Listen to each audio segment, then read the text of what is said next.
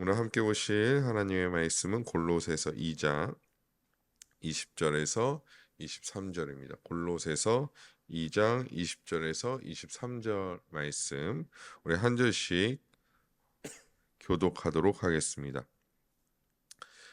제가 먼저 20절 말씀 읽겠습니다. 너희가 세상의 초등 학문에서 그리스도와 함께 죽었거든 어찌하여 세상에 사는 것과 같이 규례에 순종하느냐. 곧 붙잡지도 말고 맛보지도 말고 만지지도 말라 하는 것이니 이 모든 것은 한때 쓰이고 없어지리라. 사람의 명령과 가르침을 따르느냐. 이런 이것들은 것들은 자의적 자의적 숭배와 숭배와 겸손과 겸손과 몸을 몸을 괴롭게 괴롭게 하는 하는 데에 데는 지혜 지혜 있는 있는 모양이나 모양이나 오직 오직 육체를 육체를 따르는 따르는 것을 것을 금하는 금하는 데는 데는 조금도 조금도 유익이 유익이 없느니라. 없느니라. 아멘. 아멘. 오늘도 말씀과 기도의 자리에 나오신 또 하루를 시작하시는 모든 성도님들을 주님의 이름으로 환영하고 축복합니다. 골로새서 말씀을 계속해서 살펴보겠는데요. 사도 바울은 골로새 교회 성도들에게 오늘 본문에서 강한 어조로 말하고 있습니다. 초등 학문에 대하여 너희가 죽었는데 너희가 어찌 다시 그 규례에 순종하고 있는가라는 것이죠.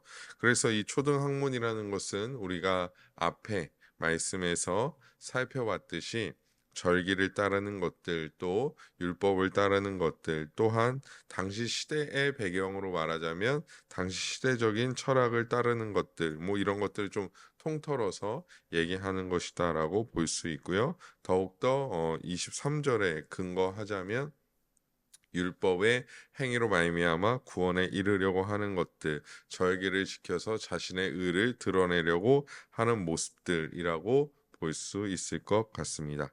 그런 것들에 대하여 이미 죽었다라는 것을 말하고 있죠. 그러면 이미 죽었다라는 것은 무엇입니까?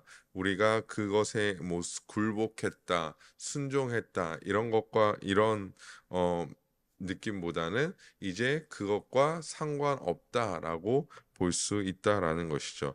이전에도 말씀드렸지만 그리스도께서 십자가에서 모든 것을 이루셨고 또 부활하심으로 말미암아 모든 의를 충족시키셨기 때문에 율법에 있어서 도덕법은 우리가 예수 그리스도가 새롭게 하셨기 때문에 새로 그 기준에 따라서 지켜야 하지만 의식법 같은 경우는 완성되어서 예수 그리스도께서 십자가에서 완성하셨기 때문에 폐기되었다라고 말씀드린 적이 있습니다. 즉, 이 폐기되어진 것을 다시 꺼내서 그것을 지킨다는 것은 사도 바울이 보기에는 헛된 수고다라고 볼 수밖에 없다라는 것이죠.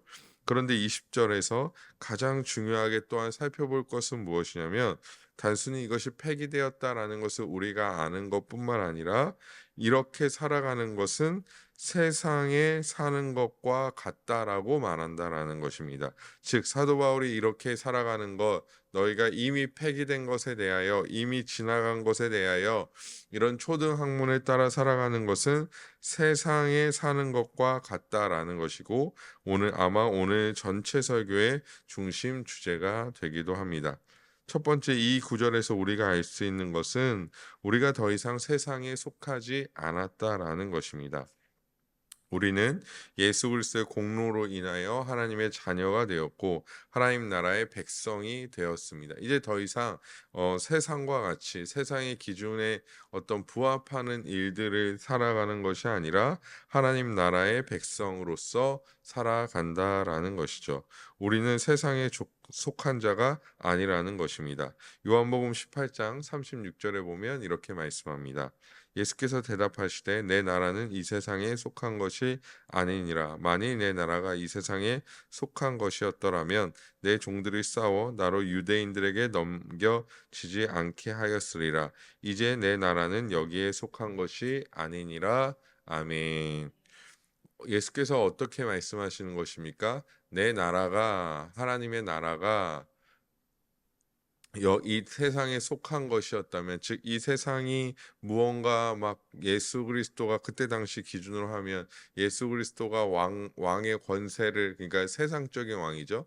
세상적인 왕의 권세를 가지고 막 오늘 말씀에 말씀하고 있는 것처럼 종들이 싸워서 막 그 나라를 쟁취하고 예루살렘을 쟁취하고 막 이런 것들이 정말 하나님의 나라였다면 예수께서도 말씀하시는 건 무엇입니까? 내 종들이 싸워 유대인들에게 넘겨지지 않게 하였으리라. 진짜 내가 왕권을 잡았을 것이다 라고 말하지만 내 나라는 여기 속한 것이 아니니라 라고 말씀하고 있죠. 우리가 잘 알다시피 예수께서 십자가에 달리시기 위하여 잡히실 때 베드로가 나서서 말고의 귀를 자르고 또 예수께서 그 귀를 고치셨을 때 어떻게 말씀하십니까? 천사를 보내어서 내가 이것들을 막을 수 있고 또 이런 모든 것들이 이루어지지 않을 수 있게 할 수 있는 능력이 있지만 그렇게 하지 않는다라고 말씀하시죠. 그 이유는 무엇입니까? 하나님의 나라가 이 세상에 속한 것이 아니라 하나님께 속하였고 또 이 하나님의 나라가 이 세상의 일에 국한되지 않기 때문이라는 것입니다. 그것이 우리에게도 적용된다면 예수 그리스도의 나에게 그늘 아래 있는 자들은 철저하게 그 품 안에서 살아간다라는 것이죠. 세상의 기준이 아닌 하나님의 말씀과 하나님의 법을 따르며 순종합니다. 세상의 것에 기뻐하지 아니하고 오직 주로 인하여 기뻐하며 세상의 평안과는 다른 하나님이 늘상 우리에게 허락해 주시는 평안을 누리며 살아간다라는 것이죠. 그래서 사도 바울은 또한 빌립보서 3장 20절에 이렇게 고백합니다. 그러나 우리의 시민권은 하늘에 있는지라 거기로부터 구원하는 자 곧 주 예수 그리스도를 기다리노니. 아멘. 즉 다시 오실 예수 그리스도를 기다리며 소망하며 예수 그리스도가 다시 오실 때 우리는 우리가 속해져 있는 영원한 하나님의 나라로 돌아갈 나그네의 삶을 우리가 이 땅 가운데서 살고 있다라는 사실을 우리는 기억해야 한다라는 것입니다. 사도 바울은 철저하게 자신과 구원받은 자들은 하늘에 속해져 있다라고 단언합니다. 그렇기 때문에 삶의 기준과 방식이 달랐던 것이죠. 세상의 사람들은 철저하게 자신의 만족과 유익을 위하여 살아갑니다. 우리가 잘 알다시피 바리새인들 같은 경우 또 성경에 나오는 율법 교사나 유대인들 같은 경우는 왜 율법을 지켰습니까? 그들이 정말 하나님의 나라를 사모하고 그 율법의 행위로 말미암아 하나님의 나라에 들어가겠노라라고 생각해서 그런 것이 아니라 율법을 지킴으로 말미암아 자신의 의를 드러내고 많은 사람들이 자신을 인정해주고 많은 사람들이 자신에게 박수 쳐줄 그것들을 기대하면서 시장 초입에서 기도하고 많은 사람들이 보는 앞에서 구제하는 그런 일들, 또한 하나님에게 기도할 때 큰 소리로 많은 사람이 들을 수 있도록 내가 저 죄인과 같지 않음을 감사하다라고 기도하는, 즉 자신의 영광을 위해서 살아간다라는 것이죠. 그래서 사도 바울이 보기에는 율법을 지키면서 살아가는 것, 이미 폐기된 어떠한 절기들을 지키며 살아가는 것은 세상에 속한 행위다라고 볼 수밖에 없다라는 것입니다. 하지만 하나님께 속한 자들은 다들 다르다라는 것이죠. 나의 만족과 유익을 배설물로 여기며 오직 하나님의 영광을 위하여 살아가고 비록 자신이 주목받지 않는다 할지라도 하나님께서 하나님의 영광을 드러냄으로 말미암아 그것으로 인하여 기뻐한다라는 것입니다. 그래서 우리가 잘 알다시피 신앙 고백서나 또 소요리 문답의 일문이 무엇입니까? 우리의 목적이, 우리가 이 세상을 살아가는 목적이, 인간의 주된 목적이 하나님을 영화롭게 하고 그분을 기뻐하는 것이다 라고 말하고 있죠. 즉 우리의 삶에서 하나님이 영화로워지실 때, 즉 하나님의 영광이 나타내어질 때 그것을 기뻐하는 자가 그것을 기뻐하는 삶을 살아가는 것이 우리가 이 땅에서의 목적이라는 것이죠. 그것이 하나님의 자녀로 살아가는 삶의 모습이라는 것입니다. 그래서 우리가 구원받고 하나님의 자녀로 살아간다는 것은 그저 죄에서 해방된 것을 넘어서서 하나님의 나라의 백성으로서 세상에 속하지 않은 자로서 살아가는 것입니다. 그래서 여기서 자연스럽게 이어지는 이 세상에 사는 것과 같지 아니하다라는 것의 두 번째 의미는 무엇이냐면 세상의 방식으로 살아가지 않는다라는 것입니다. 이것은 세상과 단순히 육적인 분리를 말하고 있지 않습니다. 기도원에 들어가거나 산골에 들어가서 나는 세상과 철저하게 분리돼서 살아갈 거야 라는 것을 성경에서 우리에게 알려주고 있지 않다라는 것이죠. 우리는 오히려 시장에서 복음을 전해야 하고 하나님이 부르신 곳에서 하나님의 영광을 위하여 살아가는 자들입니다. 당시에는 절기나 율법을 따르는 것뿐만 아니라 이전에 말씀드린 것처럼 철학적인 어떤 사상들이 그 당시 많은 그리스도인들의 기준이 되기도 하였습니다. 그래서 많은 자들이 그런 기준에 살아가고 신학도 철저하게 철학을 통하여 판단하고 생각했습니다. 이전에도 말씀드렸지만 철학 자체가 잘못됐거나 또 철학 자체가 사라져야 할 것이라고 볼 수는 없습니다. 하지만 중요한 것은 우리는 철학을 따르는 자들이 아니라 하나님의 말씀을 따라 살아가는 자들이라는 것이죠. 그래서 이 세상을 살아가지만 단순히 이 세상에 동조하여 이 세상에 동요되어 살아가는 자들이 아니라 철저하게 구분되어 살아가는 자들이 되어져야 한다라고 말씀하고 있는 것입니다. 특별히 내가 세상에서 포기하지 못하는 것들, 또한 가장 우선순위로 삼는 것들에 대하여 오늘 본문은 이 모든 것이 한때일 뿐이라고 말합니다. 예를 들어서 교회 안에서도 많은 프로그램들이 있죠. 교회를 운영하는 프로그램들, 전도하는 프로그램들. 저도 많은 교회들을 지나올 때마다 그 교회에 맞춘 프로그램들을 통해서 교회에서 활동도 하고 다양한 일들을 해보았습니다.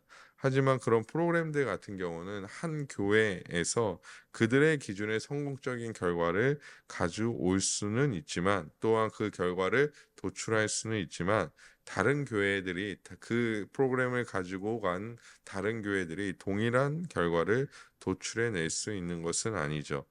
그런데 사실 프로그램들을 보면 성도들을 믿음 안에서 더 성장시키거나 하나님을 알아가게끔 하는 것이 아니라 목적이 수적인 부흥에 있는 경우들이 많이 있다라는 것입니다.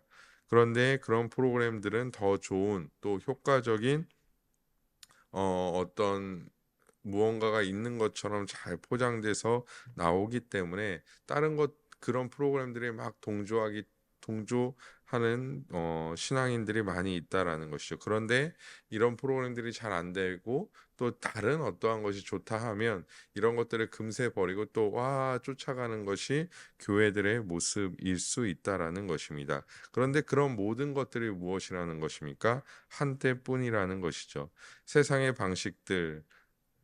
세상의 방식들을 통한 그런 모습들은 하나님의 말씀을 이용할 뿐 하나님의 말씀을 따르지 않는 여러 가지 것들은 결국에 단순히 교회 안에 있다고 할지라도 지나쳐 버릴 뿐이라는 것입니다. 하지만 하나님의 방법은 그렇지 않다라는 것이죠. 이사야 40장 8절의 말씀을 보면 푸른 마르고 꽃은 시드나 우리 하나님의 말씀은 영원히 서리라 하라. 아멘. 오직 하나님의 말씀만이 영원하다라는 것입니다. 왜냐하면 하나님의 말씀이 영원하신 이유는 하나님이 영원하시기 때문이죠. 이 세상의 많은 것들은 결국에 사라질 수밖에 없습니다. 왜냐하면 인간이 사라지기 때문이죠. 아까 말씀드린 프로그램이나 이런 것도 한때이지 영원할 수 없습니다. 왜냐하면 그 프로그램들을 이용하던 사람들이 한때이기 때문입니다. 심지어 우리조차도 영원할 수 없습니다. 하지만 하나님의 말씀은 영원할 수 있고 그 근거는 하나님이 영원하시기 때문이라는 것이죠. 그러기에 하나님의 사람들은 영원한 하나님의 말씀에만 순종해야지 세상에 사라질 것을 의존해서는 안 된다라는 것입니다. 그래서 사도 바울은 오늘 본문의 결론을 이렇게 내립니다. 우리 다시 한번 오늘 본문 23절 말씀 함께 읽어보도록 하겠습니다. 시작. 이런 것들은 자의적 숭배와 겸손과 몸을 괴롭게 하는 데는 지혜 있는 모양이나 오직 육체를 따르는 것을 금하는 데는 조금도 유익이 없느니라. 아멘. 율법을 숭배하고 율법을 따르고 또 세상의 철학을 따르고 다양한 어떤 신앙적인 말씀과는 관련되지 않은 다양한 어떤 행위들은 육체적으로 보기에는 그것이 겸손해 보이고 또 몸을 괴롭게 해서 거룩해 보이는 것처럼 보이나 실제로는 조금도 유익이 없다라는 것입니다. 내가 예수님과 같이 고행하겠다고 해서 뭐 십자가를 지고 산을 오르거나 내가 무언가 내 의를 위하여 육체를 괴롭게 하는 일들, 또한 육체로 율법을 지키는 일들, 이것이 사람들이 보기에는 겸손해 보일 수 있고 무언가 유익이 있는 것처럼 보일 수 있다라는 것이죠. 그 행위를 했다라고 해서 또 스스로 평안함을 찾으며 스스로 내가 이런 것을 했으니 나는 훌륭한 신앙인이야라고 생각할 수 있다라는 것입니다. 하지만 그것은 무엇입니까? 조금도 유익이 없다라고 사도 바울은 명확하게 오늘 본문에 말씀해 주고 있다라는 것이죠. 세상을 따라 살아가고 세상의 방식대로 결국에 오늘 본문과 연결시켜서 앞에 말씀드린 본문과 연결시켜서 보면 세상을 따라 살아가고 세상의 방식대로 살아가는 것은 우리가 그리스도인으로서 또한 그리스도를 따라 살아가는데 조금도 유익이 없다라고 말씀하고 있는 것입니다. 우리는 이렇게 얘기할 때가 있죠. 그런 행위가 신앙적으로는 맞지 않지만 그래도 유익이 되지 않을까라는 생각을 할 때가 있습니다. 하지만 조금도 유익이 없다라고 명확하게 말하고 있다라는 것이죠. 왜냐하면 그런 외적인 방식들이 신앙에 도움이 된다라고 말하는 것은 오히려 신앙에 도움이 되지 않는 부분들이 훨씬 더 많이 있기 때문입니다. 뭐 저처럼 늘 다이어트를 한다라고 얘기하는 사람들은요, 핑계가 엄청 많습니다. 왜냐하면 고기를 이만큼 먹어요. 고기를 이만큼 먹고 밥도 요만큼 먹으면서 이제 뭐 유튜브나 이런 데서 본 거래 가지고 이렇게 얘기하죠. 사람이 탄수화물을 아예 안 먹으면 뇌가 돌아가지 않고 인간이 뇌를 쓰는데 에너지를 가장 많이 소비하기 때문에 결국엔 탄수화물을 먹지 않으면 다이어트에 전혀 도움이 되지 않아 하면서 그러면 고기를 이만큼 먹으면 안 되는데 고기도 이만큼 먹고 밥도 이만큼 먹는다라는 것이죠. 저같이 이제 늘 나 다이어트 해야지 하는 사람들이 이제 유튜브에서 조금 나와 있는 것을 보고 그렇게 말한다라는 것입니다. 그래서 오늘 본문과도 연결시켜 생각해 보면 그렇다라는 것이죠. 이것이 조금 유익이 되는 것처럼 보이지만 결국에는 전혀 유익이 신앙생활에 되지 않는다라는 것입니다. 왜냐하면 되는 것이 훨씬 더 많이 있기 때문이죠. 세상의 철학이 율법적인 행동이 우리 가운데 도움이 된다라고 말할 수도 있지만 사도 바울은 그것들은 전혀 유익이 되지 않는다라고 말하는데 결국 그 이유는 복음이 그 모든 것을 충분하게 채워줄 수 있기 때문입니다. 물론 세상의 방식을 이해하고 살아가는 것이 삶에 도움이 됩니다. 여기서 세상의 방식이라는 것은 무엇입니까? 뭐 핸드폰을 어떻게 사용하는지, 운전을 어떻게 하는지, 또 요즘 시대가 굉장히 빠르게 변하고 있는데 그 시대에 발맞춰서 무언가를 사용하는 것. 뭐 우리도 이제 이 설교 같은 경우도 유튜브로 송출하고 있지 않습니까? 그런데 또 생각해 보면 코로나 이전에는 이런 것들을 뭐 많은 교회에서 생각하지 않고 있었죠. 근데 코로나 이후에 교회에서 이런 방송 시스템들을 갖추고 이런 것들을 이용하면서 또 이제 유튜브로 설교도 송출할 수 있게 되고 또 저장도 할 수 있게 되는 그런 어떤 세상의 방식을 이해하고 살아가는 것이 우리의 삶에는 도움이 된다라는 것입니다. 하지만 하나님의 은혜 안에 살아가고 백성으로 살아가는 데는 큰 유익이 아무런 유익이 되지 않는다라는 것이죠. 우리는 하나님의 아들을 믿는 믿음 안에서 살아가고 육체의 욕심을 매일 십자가에 못 박으며 살아갑니다. 하지만 그러한 삶에 내 생각이나 세상의 방식이 유익이 될까? 아닙니다. 오직 복음만이 우리에게 유익이라는 것이죠. 만약 다른 세상의 방식이 하나님의 자녀로 살아가는데 유익이 될 것이라고 말한다면 그것은 오히려 복음이 부족하다라고 말하는 것과 다르지 않다라는 것이죠. 그리스도인으로 살아가지만 복음을 따라 살아가지만 우리는 이것도 해야 돼라고 말한다면 아무리 복음을 위해 살아가도 또 복음을 따라 살아가도 세상의 방식을 조금이라도 취해야지라고 말한다면 그것은 복음을 부족하다라고 얘기하는 것과 다르지 않다라는 것입니다. 그래서 오히려 그것은 복음을 부족한 것으로 여기는 것이고 인간의 교만함으로 하나님의 말씀을 멀리하는 행위가 된다라는 것입니다. 그러므로 우리는 조금 더 명확하게 하나님의 방법대로 복음을 따라 살아가야 할 줄 믿습니다. 그러기 위해서는 말씀을 더 사모하고 가까이 하며 읽고 듣는 일에 힘써야 합니다.